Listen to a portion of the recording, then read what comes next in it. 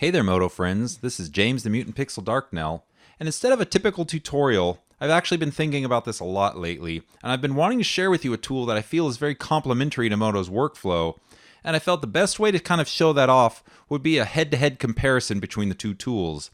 And that tool that I like to use is RhizomeUV. It is a dedicated UV mapping tool. Now, I felt the fairest way to kind of demonstrate that would be a battle of the defaults. If you were to do the whole UV mapping process using just the default values between the two applications, just to see what sort of results you would get and the amount of time that it would take to do that. Now, let me first start off by saying Moto's UV tools are fantastic. I think for a digital content creation tool, having the sort of power that Moto has is really phenomenal. But just sometimes you get into situations where you just need that little extra bit of oomph in there. Like Moto gets you 90 to 95% of the way there most of the time, but sometimes just having an extra little tool in your toolbox can really be beneficial, and especially something that is really speedy and dedicated, that has all of the tools that you would need in one spot. I find to be super handy. So anyways, this is a model that I built recently that was actually sort of challenging to UV map, so I thought it would be a good candidate for this challenge. So, having said that, let's dive in. So some of the things that were particularly challenging about this model were these creases here in this seam of this model. Not only was it challenging to model this, but in order to get a good, clean, consistent UV map over the entire surface, I needed to go in and do some manual work on these. But if there was a way to sort of avoid that manual work, I would definitely want to look at those options. So let's jump in here to our UV layout in Modo. And in order to simplify this process, I've already broken this up into the various shells, and I didn't take into consideration scale, positioning, rotation. Obviously, you can see what a mess this UV map is, but I just wanted to tell you that I've already sort of broken these up. So you can see how this has been broken up into sort of 4 shells on there. And I've also created a cut map just so that the unwrap functionality of Moto's would operate correctly in this head-to-head challenge. So the first thing that I'm going to want to do is I'm going to unwrap all of these pieces.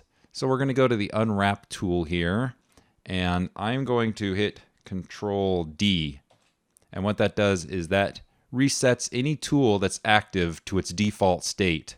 And of course, since I'm using a cut map for the UV seam type, I'm going to go in here and select that UV seam map. And it's defaulting to my shoe cut map here. So I'm just going to click in my viewport here to get my default.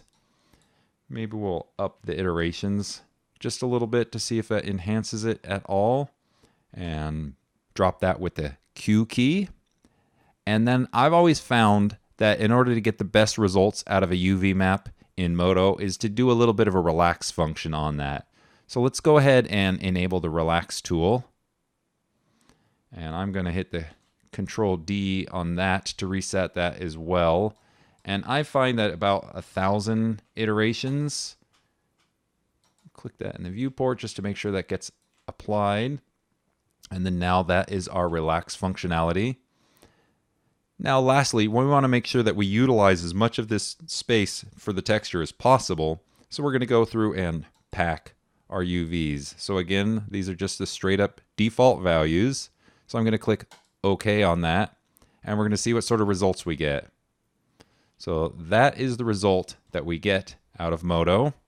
Now let's apply a texture to this so that we can get a better idea of how that's going to look. So I'm just going to hit my F6 key here to get to my presets folder, and I'm going to take this is the small. So get the shading here, drag the small guy up there. So the small texture really sort of illustrates any sort of stretching you might get in a UV map. And I think it's really painfully obvious here how much stretching that we're going to get. So if we were going to be applying sort of a fabric texture or something to this shoe, you can see that the texture would have to be severely warped in order to properly apply here, because we're definitely getting some stretching in that section. And we're definitely getting some stretching here. So the best UV map that you can get is one that's going to have a consistent texel density, and this small UV checker image really sort of illustrates that problem. I think overall we have a pretty acceptable UV map. For many cases, like I've said, like 90%, this is going to get you what you need. But let's see what we can do with this in RhizomeUV. So I'm going to save this file out so that we can refer to it later. I'm going to revert back to the original version, and I'll be back in just a second.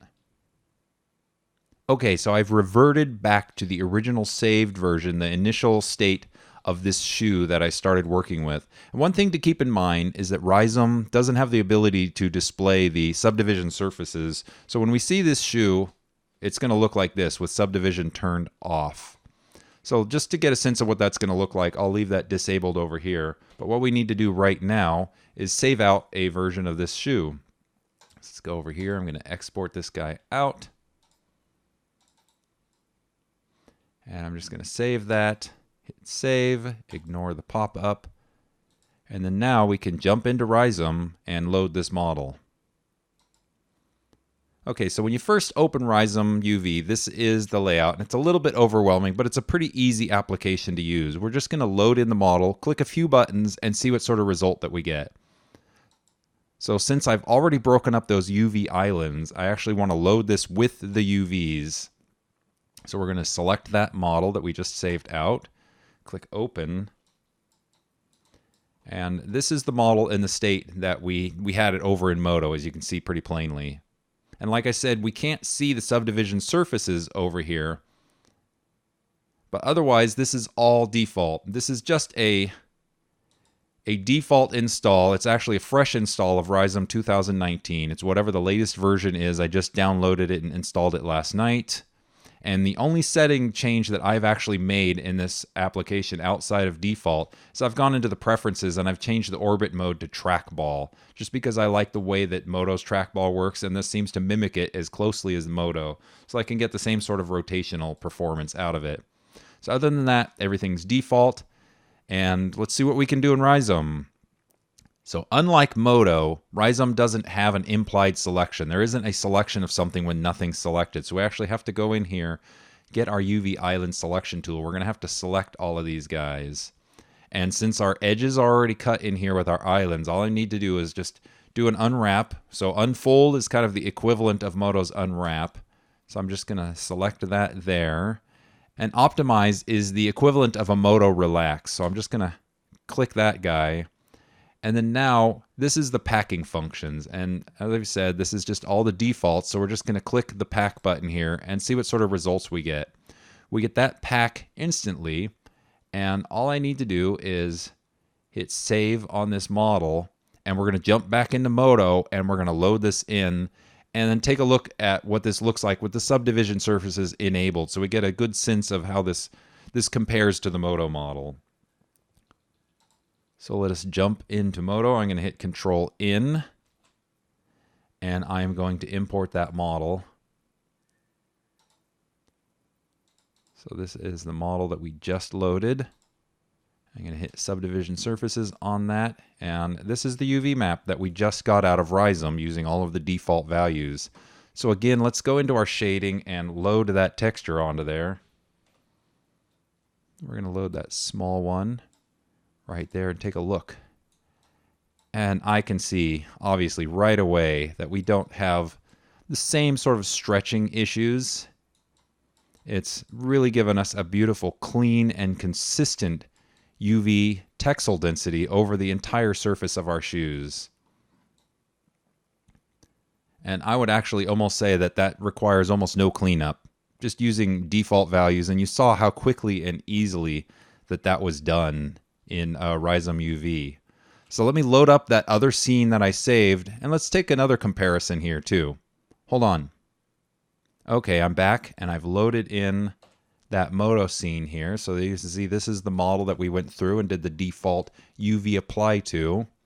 And another option, or another number I want to take a look at here, is this UV coverage function. So you can see MODO's pack, it gave us a coverage of 47, roughly 47%, which means that only about 50% of the pixels are actually being assigned to a texture. Everything else is, in a sense, being wasted. So if you're using a texture map, about half of it wouldn't even be used for what would be on the screen. So if this is a game model, you definitely want to go in here and massage this by hand so that you're using more of your pixels.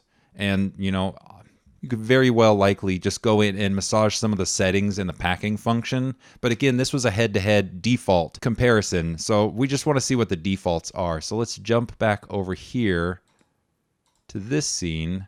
And we can see with here, our coverage is about 63, 64, almost 64%. So we're using a considerable amount more of the texture in the RhizomeUV, just using the default values. One final thing that I'd like to take a look at is if there's been any errors introduced. Since we've done this as a completely default sort of automated process, let's see if there's any polygons that are error prone or anything like that. So I'm just going to use the select error UV option here, make sure all of these are enabled, and we're going to see if we have any errors. So this is the RhizomeUV, and it looks like it's found 6 polygons that it feels are problematic. So we can see we get a little bit of overlap there, and I'm not quite sure what it doesn't like about that. But I've sometimes found that some errors are introduced when you're in subdivision mode like this. So I'm actually going to disable that, and then we're going to try this again. So select errors. And on a second pass outside of subdivision mode, it doesn't seem to find that there's any problems in the RhizomeUV UV map. So let's take a look at the MODO version of this guy. And likewise, I'm going to turn off subdivision and see what it finds over here. Select error UVs. And it's found 56 polygons here.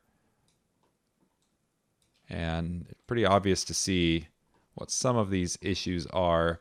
And these are the kind of issues that can cause baking errors. So when you're pulling this into Substance Painter or Substance Designer and you're baking out your various maps or marmoset, these are the areas where you're going to have some baking errors, baking problems in that. So that has 56. And obviously you can go in and fix these guys manually. But of course, that's another manual process. And like I've said before, this is all sort of based on the default. So it's also very likely you can go in and massage some of those settings when you unwrapped and relax these that would eliminate some of these issues. But on the defaults here, you can find we're getting 56 errors on that. And then let's go into subdivision surface here and see what we're getting with that. So we're going to select the error UVs. And, well, that's nice. When we're in subdivision mode, it's only finding that there's 18 polygons that it has problems with. But you can see overall, I don't know which one to compare. If we're comparing subdivision, I guess the final result is the subdivision. But if we were actually baking these out, we would be baking them at subdivisions disabled. And I have to say that the RhizomeUV version had 0 errors with the sub D versus the 56 that were introduced by MODO. So it's just something else to take into consideration when we're doing this, of the little areas that ultimately always end up needing to be massaged and fixed.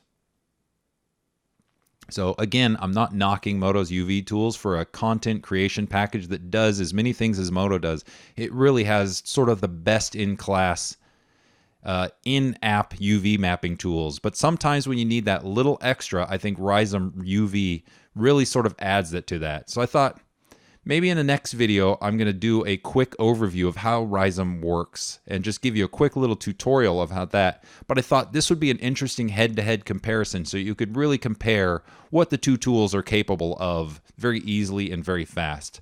So hopefully you found that interesting and sort of eye-opening. And then if Rizom is something that you want to take a look at, I would definitely recommend downloading the demo and checking it out, trying it on some of your own models.